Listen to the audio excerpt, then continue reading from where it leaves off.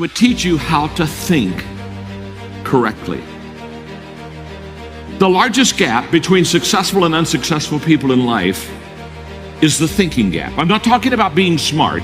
I'm not talking about an IQ. I'm talking about how you think, how I think. Successful people think differently than unsuccessful people.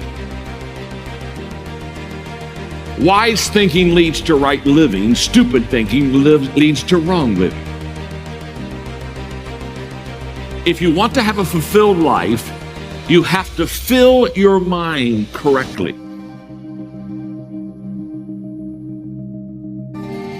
Right now, you need to focus on today. And what I realized so many leaders don't understand is that truly today matters.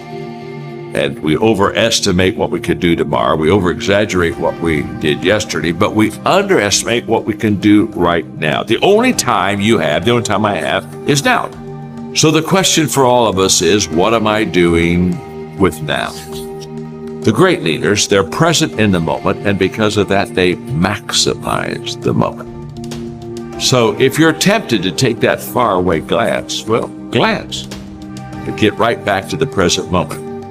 Because today, you're preparing to make tomorrow a success.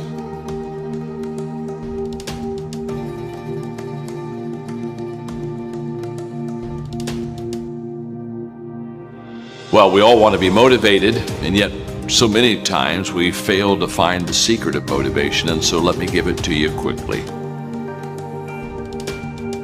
Just do it. Motivation is not the cause of action, it's the byproduct of action. There's a lot of difference. If I think motivation is the cause of my action, then I'm going to wait to be motivated before I do something. But if I realize it's the byproduct of my action, then I'll start doing something. And then guess what? Motivation will come up and zap you, and all of a sudden you feel good and you're glad you're doing it. And you're saying, wow, this is truly wonderful. So let it be the byproduct of your life. Don't let it be the foundation for the actions that you take in your life. Nothing comes to you until you commit yourself. Nothing comes to you if you're just going to try, but you're not committed. Nothing comes to you if you're just thinking about it. It's not until you take the action step. It's not until you take the direction do the things start to flow through you. But I'm saying don't cheat yourself out of the possibility of the potential that's on the other side of commitment. Stay with it long enough to find out if there's any fruit in it. You can do goal setting with a pencil, but you have to do goal getting with your legs. You got to take action. And it's the action that separates us. The greatest gap in this world is the gap between knowing and doing. Knowing is goal setting. Doing, now that's goal achievement.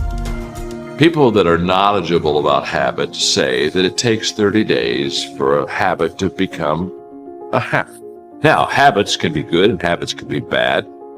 And so over a period of time, you can either be developing habits that are going to help you, or you can be developing habits that are going to hurt you. People that grow develop habits that help. The great value of a good habit is you don't have to think about it. That's why it's a habit. In other words, once you begin to, over days and times and periods, begin to practice something that is good, after a while it becomes automatic to you. It becomes who you are. In fact, I always tell people, practice a good habit long enough to make it yours. And once it's yours, now it's automatic. Every day, you'll do what you should do.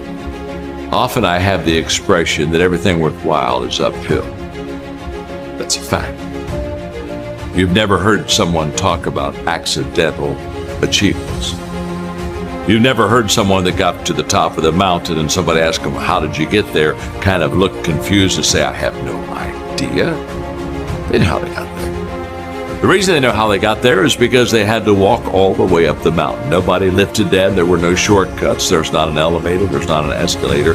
It's all effort that gets you to the top of the mountain. What I want you to understand is that inspiration does a lot better when it's coupled with perspiration. There are a whole lot of people, they want to be inspired in great things, but they don't want to do the hard work to achieve those great things. It's not either or, it's both and.